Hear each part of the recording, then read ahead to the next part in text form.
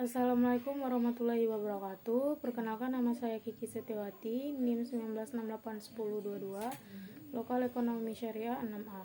Baiklah, di video ini saya akan menjelaskan hasil wawancara manajemen strategi dalam menghadapi persaingan studi kasus rumah makan idaman. Tugas ini dibuat untuk memenuhi tugas ujian akhir semester pada mata kuliah manajemen strategi dengan dosen pengampu Bapak Hendrianto MA. Baiklah, selanjutnya yaitu hasil wawancara sesuai dengan indikator manajemen strategi dalam menghadapi persaingan. Yang pertama yaitu indikator pertama yaitu terkait pesaing potensial. Dari hasil wawancara kami sebelumnya dapat dilihat bahwa rumah makan idaman cukup terpengaruh dengan usaha lain yang serupa dengan rumah makan tersebut. Adanya usaha serupa tersebut membuat rumah makan idaman harus siap bersaing dalam berbagai aspek.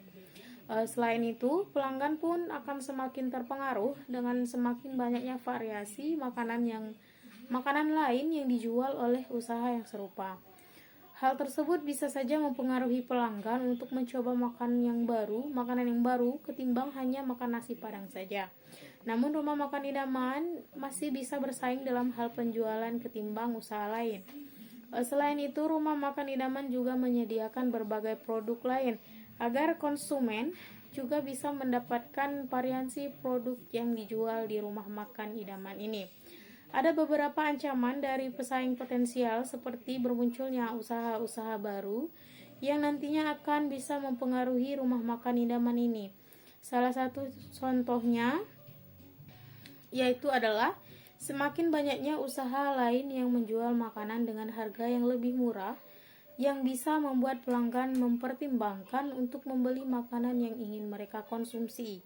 Munculnya makanan hits juga bisa sangat terpengaruh karena biasanya orang akan mencoba sesuatu yang baru dan yang sedang ramai dibahas saat ini. Termasuk salah satunya adalah makanan. Kemudian indikator yang kedua yaitu terkait pemasok atau supplier. Dari hasil wawancara, kami sebelumnya dapat dilihat ada tiga orang karyawan dalam usaha rumah makan Padang ini. Karyawan tersebut 2 orang adalah masih termasuk ke dalam anggota keluarga dan 1 lagi orang luar.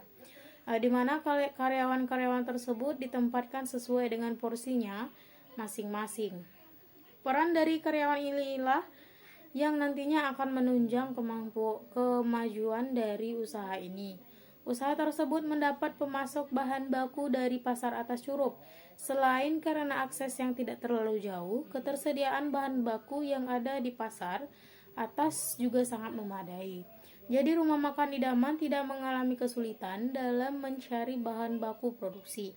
Di saat tertentu, misalnya ketika terjadi kelangkaan, barulah usaha ini akan mengalami kesulitan dalam mencukupi bahan baku untuk produksi. Kemudian yang ketiga yaitu terkait persaingan antar perusahaan.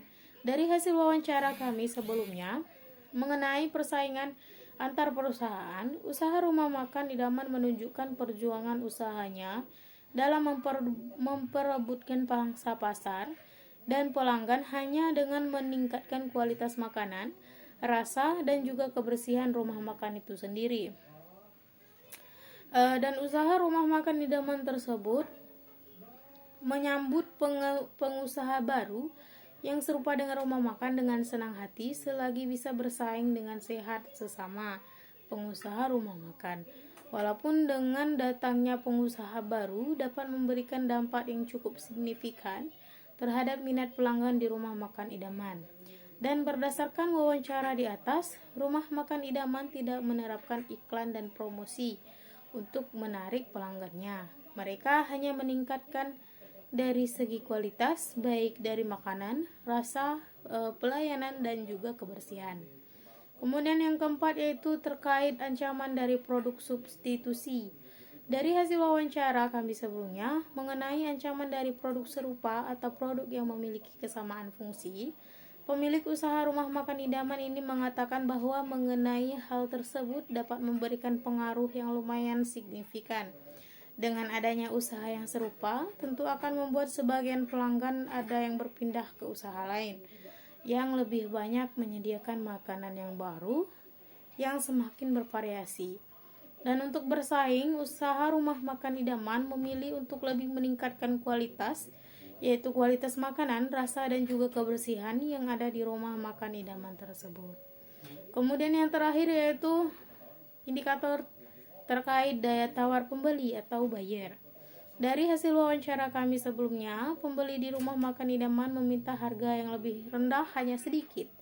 Karena daya tawar pembeli, harga tidak banyak yang meminta untuk turun, serta tidak memberikan penawaran rendah dalam hal pembelian ataupun layanan lebih, dan membuat saling bersaing satu sama lain. Hal ini berkaitan dengan kemampuan pembeli untuk mempengaruhi harga jauh hingga tidak menjadi harga yang lebih rendah. Daya pembeli lumayan banyak, sehingga semakin sedikit daya tawar pembeli, maka semakin menguntungkan bagi rumah makan idaman. Baiklah, itulah hasil dari wawancara kami mengenai manajemen strategi dalam menghadapi persaingan pada studi kasus rumah makan idaman. Wassalamualaikum warahmatullahi wabarakatuh.